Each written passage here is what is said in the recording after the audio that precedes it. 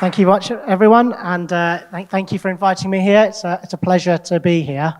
And the first thing I want to say is, it's quite amazing just seeing the audience today and seeing the level of diversity that I see. I go to so many different farming and agricultural conferences, and I'm normally the only one that looks like me. I'm the only one that sounds like me. And to be able to see this diversity within the agri-food sector, which a lot of people tell me doesn't exist, I think this proves that it does exist. So well done to the organisers and to everyone here to be here. So I've got half an hour, and I'm going to go through diversity and a need for a greater range of perspectives at the decision-making table. So what's a farm vet talking about diversity got to do? Why am I talking about diversity? I should be, focusing on the farms, focusing on veterinary medicine, and but why talk about diversity in that? So I think as a farm vet, the one thing I have is I've got a lot of privilege when it comes to food and farming.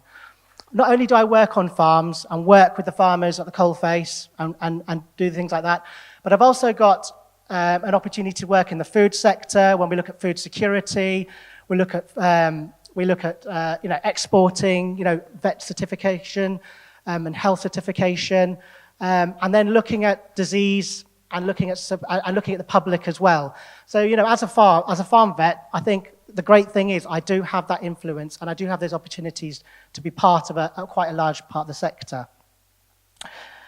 The other thing is, as I'm also a consumer, so again, the food that we produce in this country, I'm equally a person within this country that eats that food, and I care about what I eat and where it comes from, just like everyone else here. So, again, those are my things, what makes me passionate about the agricultural sector and why I'm part of the agricultural sector.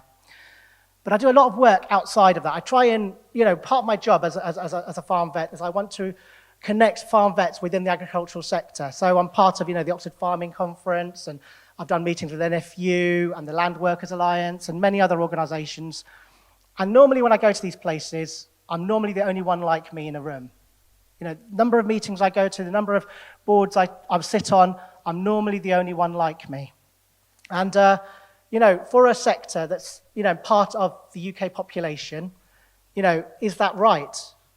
Should we have more people at the table? Because again, if what we're producing or we're doing is to support people in the country, then really they should be there to help drive that change. And the ag sector is going through so many problems at the moment. We think about greenhouse emissions, we think about finances, we think about food security, we think about employment, with getting employment into the sector and keeping employment here. We need those diverse voices, at the table. If you think about the UK, let's assume around 50% of the UK are women, okay? But how many women are in leadership positions in the agricultural sector? If we think about people of colour in the UK, okay, that population of people of colour in the UK is bigger than the population of Scotland and Wales put together. Yet how many people of colour sit on boards or on decision-making places in agriculture? It just doesn't exist. But diversity is not a new thing. In agriculture, we know about diversity. So we think about animals. Think about what they're standing on the soil. We know diversity in microbiomes and the bacteria and all those sort of things is important for a rich soil that's going to be sustainable for a long time. And we think about the grass and the food that those animals are eating, a diverse diet. We think about genetics. When we breed Holstein Friesians, the amount of diseases they get, because there's very small gene pool, but we have diverse genetics. We have animals that can cope in lots of different conditions. We think about farming businesses. Again, trying to diversify what farmers are doing. So therefore, if something doesn't work on one end, they're getting an income in another end. So we talk about diversity in farming businesses. We think about the food we eat. We know if we only eat chips every day for the rest of the year, we're going to get ill, we're going to get sick, it affects our guts. So again, we talk about balanced food. We talk about diversity of food, and the food brings diversity of vitamins and minerals. We talk about our guts, again, diversity of food has a diversity of gut bacteria, which keeps us healthy as well. So diversity is not a new thing. It's not something that we don't know anything about. It's part of everything that farmers and growers and people within the sector do. But the one thing people don't talk about a lot of, and we need to be talking more about, is the diversity of people in our sector. And when we talk about diversity of people, the first thing people think about is the visible diversity, what we see as being different. But actually, we're all very complicated people, and actually, all of us are diverse in lots of different ways. So, if I think about identity, we've all got our individual identities. And what's identity? Identity is our culture. So it could be the languages we speak, where we were born, where we're brought up, the religions we follow, our family upbringing, even things like the food you like or the music you listen to. That defines you as an individual, and you're drawn to people like you based on different bits of your identity. If we go to experiences, again, we've all got different experiences. We might have traveled different places, all had different upbringings. The people around you and the people you keep will be different for each of us, and therefore that will influence us and give us different experiences. What you see, hear, or you do as a job or in your spare time, those are all experiences that you bring with you and makes you an individual. Biological and physical. So again, we have the visible differences, height, weight, skin color, all those things are different, but also think of gender, different abilities. We talk about neurodiversity. We're all different in lots of different ways.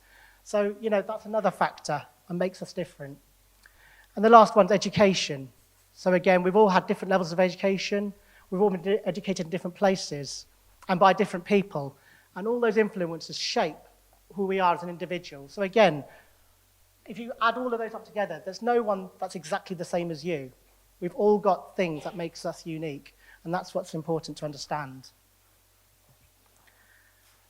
So if those are the things that makes an individual, then we've got to think about decision making.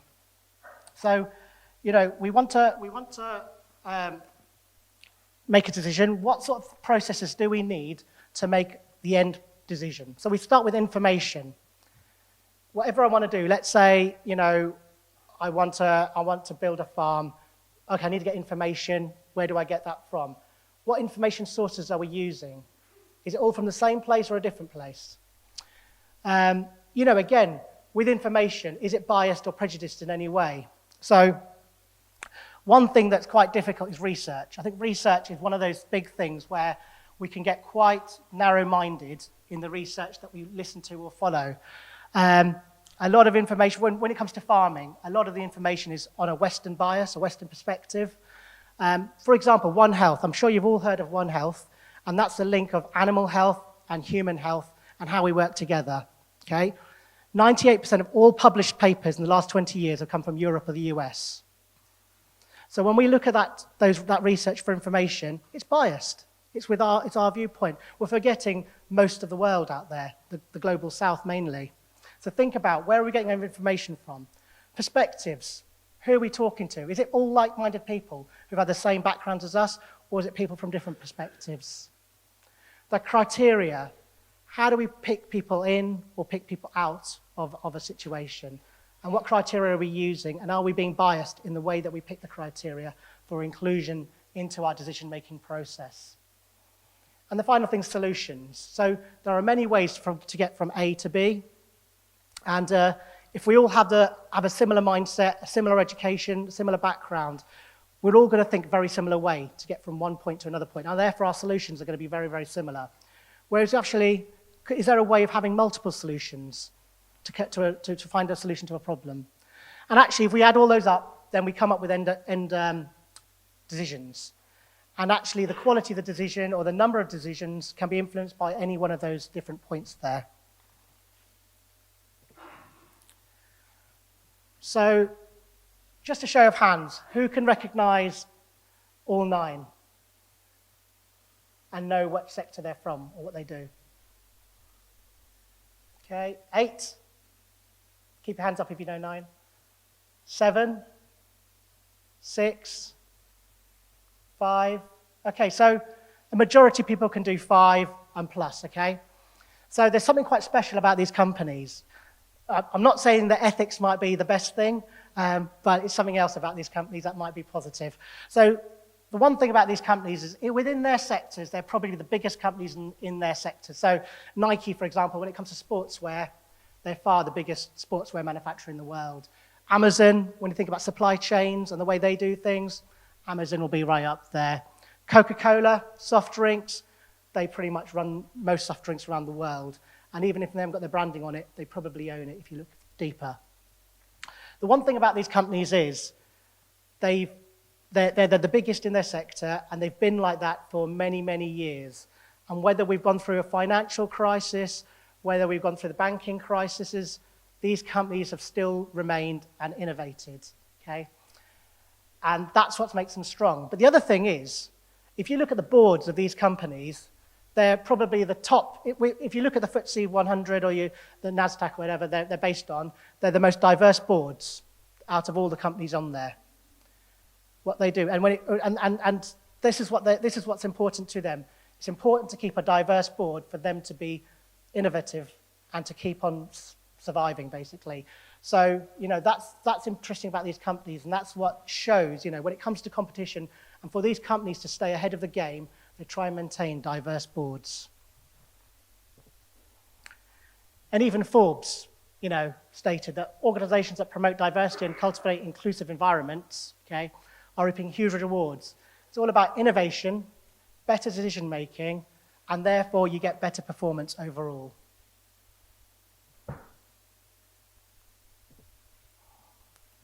So what does diversity in decision-making mean? How does it help? So I'm not going to go through each one separately, but just go through them in general. So I think it's about success. What does success look like at the end?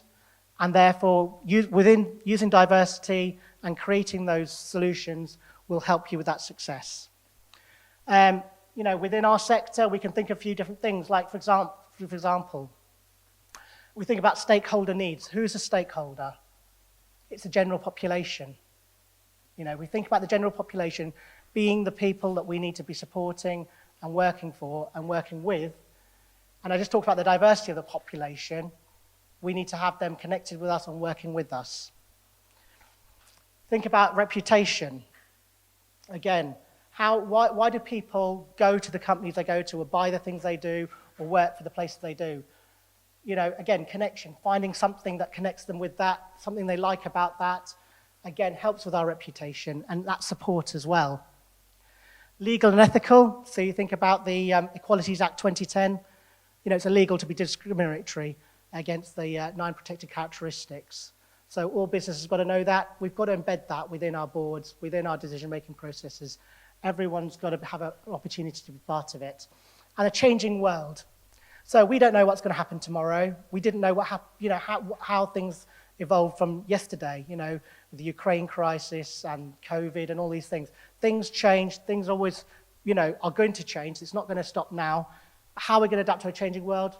We need people with different perspectives. We need different people there to help us, to guide us through these different changes.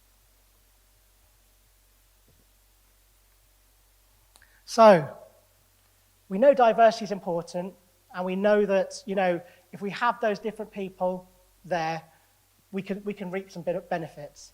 But diversity on its own doesn't work. Just throwing in 10, 20 different people on a table, ticking a box going, yep, I've got that one, got that one, got that one, got that one. Right, done. We're okay now. We've ticked the diversity box, so we're now going to be successful. That doesn't work. That doesn't work. What we need are 2 other things to go along with diversity, and that's equity and inclusion. Now, it used to be equality, and a lot of people used to talk about equality being the E, but what we know is actually equality is not an easy one. Actually, equality is very difficult, and actually not everyone's background or situation is the same, and we need to take that into account. And what equity means, and I'll give you an example of what equity can mean. If we had 2 children, okay, equally able, one went to Eton, okay, and one went to a low-funded comprehensive in East London, okay, who's more likely to get 3 A's at their A-level?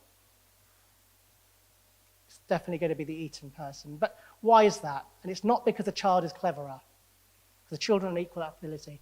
It's because they had the resources, they had the opportunities, okay, they had the inspiration to get that. Those children that are in East London, for example, in that low-funded comprehensive school, equally able, but just didn't have the opportunities that the other person had. So, if I made it equal and say, well, if you want to get into this course, you need 3 A's, it's equal. I don't care where the children comes from in the country, they all need to get 3 A's. Is that fair? And that's where equality falls down and equity comes back up, because we need to think about everyone's individual situation and give everyone a fair chance. So that's what equity is all about. And for example, in the veterinary medicine sector, it used to be 3 A's. A lot of parents come to me and go, well, my child's not clever enough or doesn't know what to do to get into veterinary medicine. That's all changed now. You can get in with 2 B's and a C at veterinary medicine. You can get in without doing your A-levels and doing other things.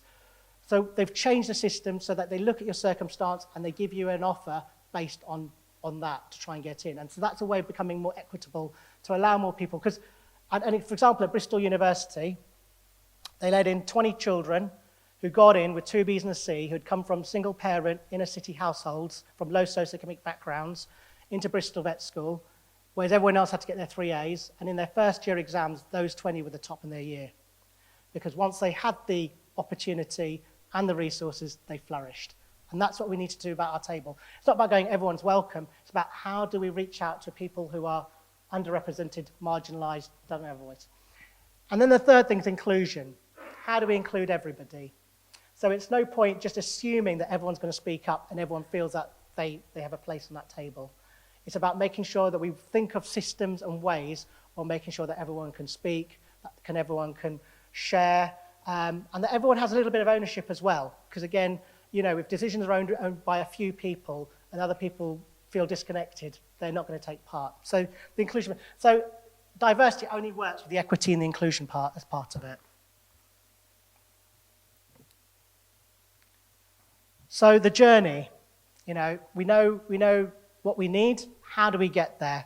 And this is a journey that can both be individual and it can be organizational. And it starts with the awareness and the needs. Why do we need diversity? And everyone's got different motivating factors. Some people can have a moral standpoint. Diversity is important because everyone matters to me. Everyone counts. I want to be among lots of different people because that's what the country we live in. We're quite lucky that we've got a country like this in many ways. Other people could be financial. There are lots of papers to prove that if you increase the gender diversity on board level, you can increase profitability by 30%.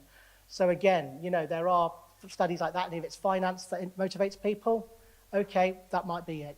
It might be a legal standpoint. Again, I talked about the Equality Act of 2010. So again, we might, if that's what motivates people to have to invite people, then so be it. But I hope that the moral argument is the main argument and the one that we work on, because that's really important. So we know that there's a need to have different people there. And then it's about learning. Again, we don't all have the answers. We only have our own experiences. We don't have other people's experiences. Even people that look like us, come from the same background, we don't know everything, So we need to go out and find out, read, learn. Using social media, I know it can be negative in lots of ways, but again, looking at who you follow, and if you can change your algorithm so that if you start following lots of diverse people, you'll get lots of diverse messages and things coming through you on social media, you can do it yourself, If you follow a lot of people that like you, that are like-minded, your feeds are going to be very, very narrow. So again, I would say follow 5 new people that are very different to you, and then, and try and do that once a week, and what you'll do is you'll build up your algorithms will change on social media in a positive way.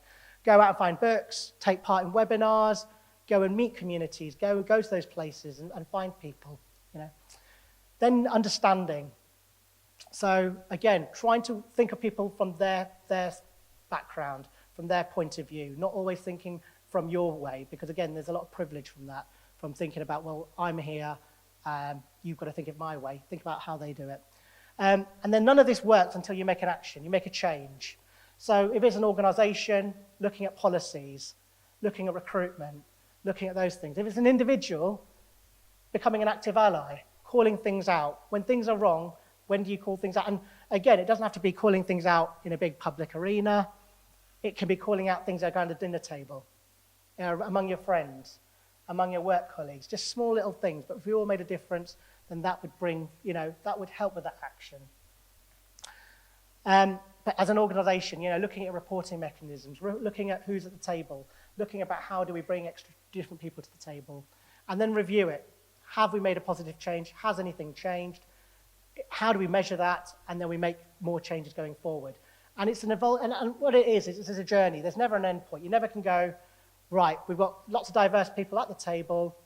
We're going to have lots of diverse ideas and decision making, and we're done. That's it, we can move on to something else. No, things are changing. We know things are changing all the time, so it's constantly evolving, so it's constantly reviewing this and keep on going. So I'm coming towards the end of it. I know it's quite quick, but it's more questions and answers. What can you do now? How can we go forward? And so this, in summary, I think diversity is a key to connection, innovation, and sustainability. Farmers talk about the disconnect with the public. We talk about the disconnect about the public understanding consumers or citizens understanding what farmers are doing. But it's the other way as well. Farmers are understanding what the consumers are about, or citizens are about, and actually working with them. And actually, if farmers and people within the food sector work closer with the general public and with food citizens, I think a lot of the misconceptions would go, but also that connection will help, make this a much better place to work, a much more forward-thinking sector. It'll bring more innovation. So again, I remember working in an inner-city farm. I mentioned this earlier to someone, and what they did is in an inner-city farm, they had lots of growing plots, all next to each other. And each plot was given to a different family or a group of families, and they all came from different communities. So had an Iraqi one, we had a Pakistani one, a Romanian one, a Nigerian one, an Indian one, and they're all growing side by side. And the great thing was they're all growing together, okay, but they're all asking questions about each other, like, well, how did you get to grow? How did that grow so well? How did this grow so well? And they were sharing knowledge with each other. And actually, a lot of farmers then came and visited that farm to learn from the people growing on these small plots. So that connection and that food growing was really, really positive. And it brought a lot of community together, but it brought people to understand, food and growing and culture and a lot of other things, all with the same passion, and that was about agriculture.